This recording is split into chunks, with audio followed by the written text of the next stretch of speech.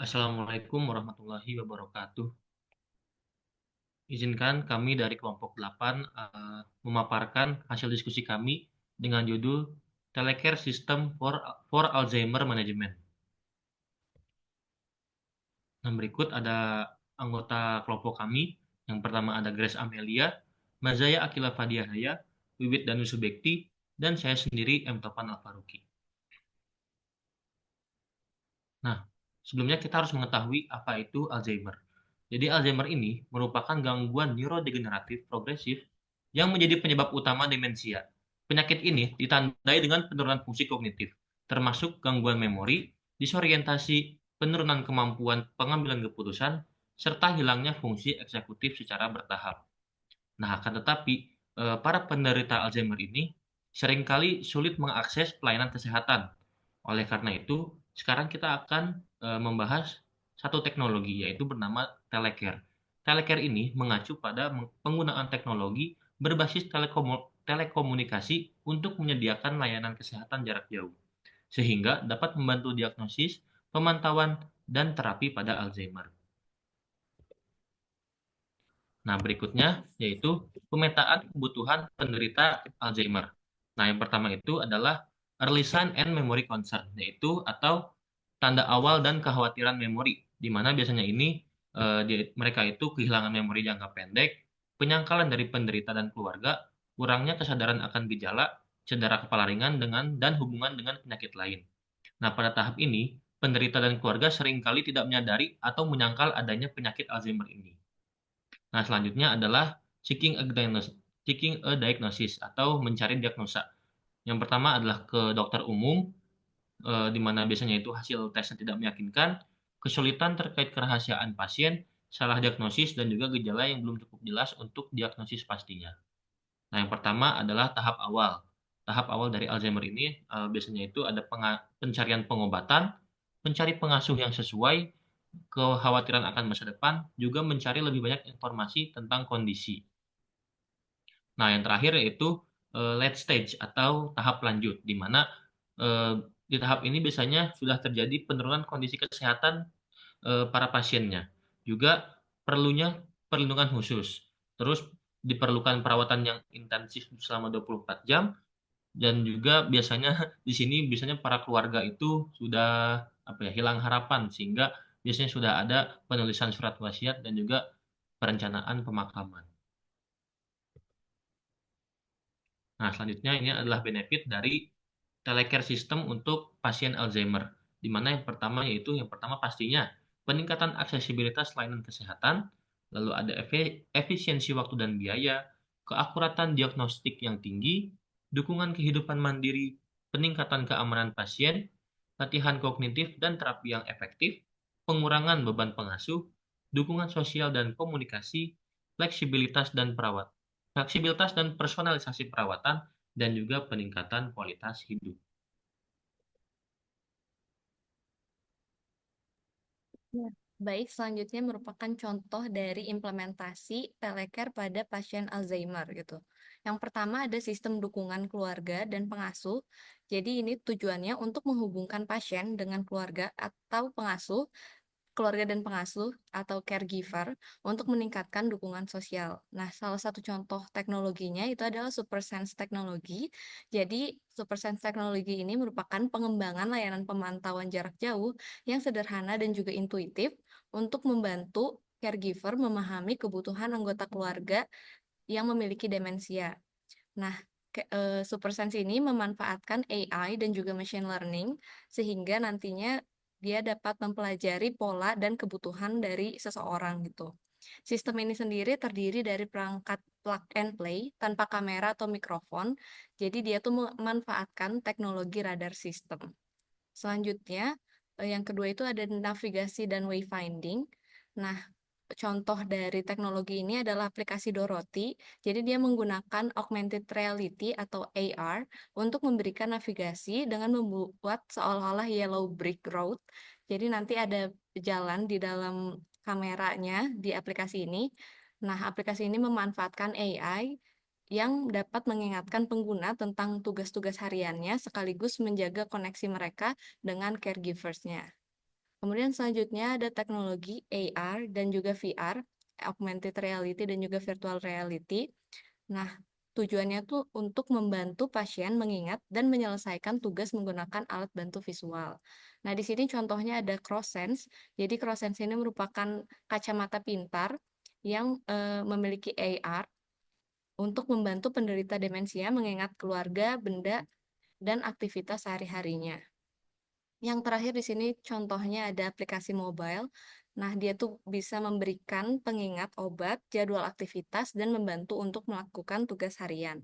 Contohnya itu ada aplikasi Memory Lane Games. Jadi aplikasi ini berbasis AI yang dirancang untuk memberikan pengalaman positif melalui permainan yang berfokus pada memori dan juga nostalgia. Jadi permainan ini dirancang untuk membantu pengguna mengakses kenangan lama melalui aktivitas seperti pengenalan gambar, cerita, atau aktivitas yang berhubungan dengan nostalgia. Boleh di next. Nah, selanjutnya telecare teknologi sistem untuk pasien Alzheimer. Nah, jadi untuk penanganan Alzheimer ini bisa memanfaatkan telemedicine, IoMT, terus ambient assisted living, IoT, smart environment, dan e-health. Nah, untuk sistemnya itu dapat berupa digital platform, wearable, atau environmental sensing, radio sensing, dan video atau image sensing. Boleh di next. Next. Nah, kemudian jadi untuk telecare teknologi sistemnya ini dapat berupa wearable atau environmental sensing. Jadi dia contohnya itu ada sensor inersia dan fisiologis, gunanya untuk mengumpulkan data tentang tanda-tanda vital, pola gerakan, dan kondisi lingkungan pasien untuk pemantauan yang terus-menerus dan deteksi dini. Kemudian untuk radio sensing itu contohnya ada Wi-Fi sensing, Wave sensing, dan BLE atau Bluetooth Low Energy.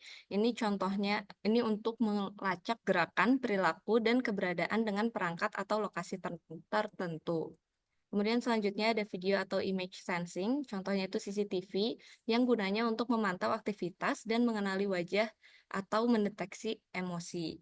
Kemudian yang terakhir contohnya ada digital platform, ini seperti mobile apps, web, dan kuesioner, yang memungkinkan pelacakan dan manajemen kesehatan pasien dengan lebih mudah serta dapat mendukung asesmen kognitif dalam jarak jauh.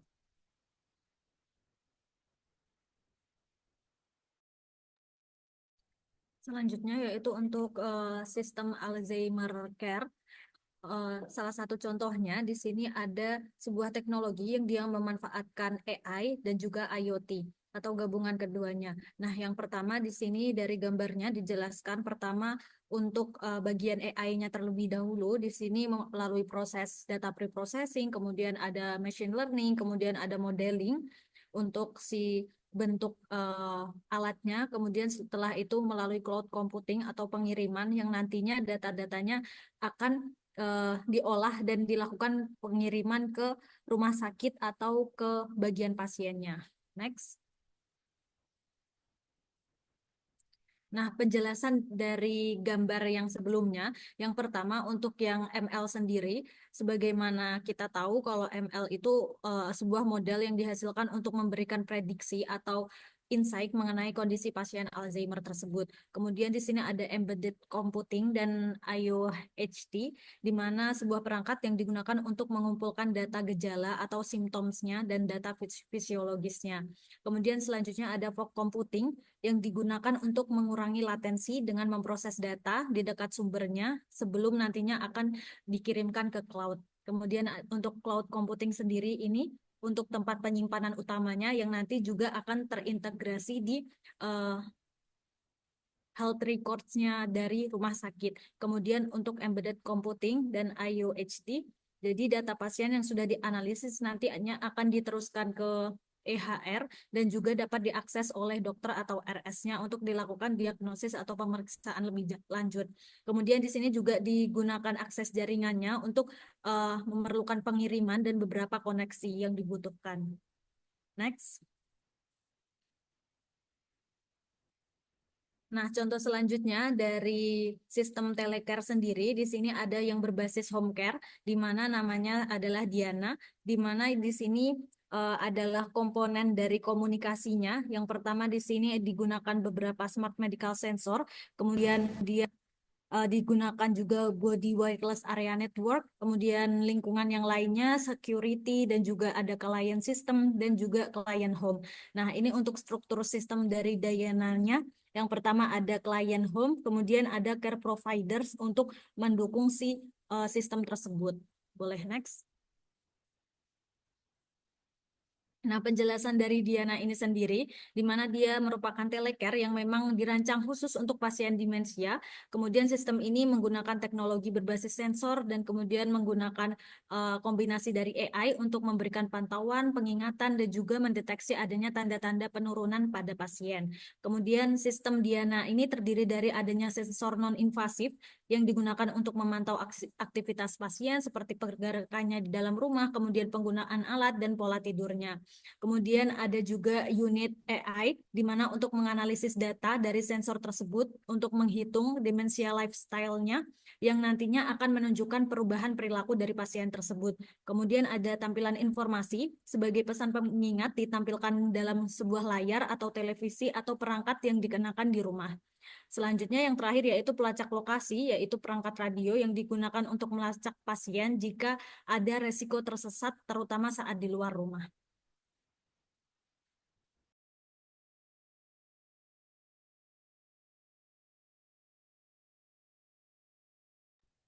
Lalu selanjutnya ada indikator yang dikembangkan berdasarkan pola perilaku pasien. Pertama yaitu ada perilaku normal dan perilaku berbanding sebaliknya yaitu abnormal, yaitu aktivitas seperti membuka dan menutup laci yang berulang dalam waktu singkat akan memberikan nilai yang lebih tinggi menunjukkan potensi kebingungan.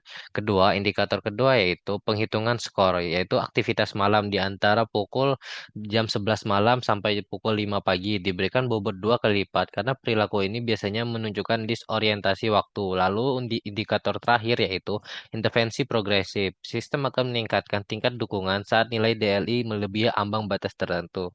Selain itu, selain ada indikator, ada juga pengingat dan intervensi. Sistem memberikan pengingat basis situasi seperti mengunci pintu saat keluar rumah, kedua yaitu mengenakan pakaian yang sesuai cuaca, dan terakhir mengingatkan jadwal minum obat atau janji dengan dokter. Pesan ini ditampilkan di televisi dengan opsi interaksi menggunakan pengenalan suara atau menu ikon sederhana. Jika pasien tidak merespon, sistem akan mengirimkan alarm ke pusat respon. Lalu ada dari pengembangan sistem telecare untuk penderita Alzheimer, ada beberapa challenge dan obstacle seperti yaitu keterbatasan infrastruktur teknologi, kompleksitas penggunaan bagi pasien, privasi dan keamanan data, lalu ada biaya implementasi, kesetaraan dan validitas diagnostik, persepsi dan penerimaan pasien, keterbatasan efek terapi, tantangan dalam pelatihan dan dukungan teknis, faktor budaya dan sosial, dan terakhir yaitu efektivitas biaya dalam skala besar. Lalu ada beberapa rekomendasi yaitu seperti penguatan infrastruktur teknologi, standarisasi protokol telecare, pengembangan program pelatihan dan edukasi. Yang selanjutnya ada fokus pada personalisasi layanan, lalu ada peningkatan keamanan dan privasi, kolaborasi dengan peneliti dan lembaga kesehatan, lalu ada subsidi dan dukungan keuangan, lalu ada peningkatan dukungan sosial dan emosional, uji coba serta skalabilitas, lalu terakhir ada integrasi dengan sistem kesehatan nasional. Mungkin ini saja untuk presentasi kali ini untuk presentasi e-health dengan judul tentang pengembangan sistem telecare pada penderita Alzheimer. Mungkin jika ada kesalahan, harap dimaafkan dari kelompok kami. Kita tutup presentasi kali ini. Sampai jumpa.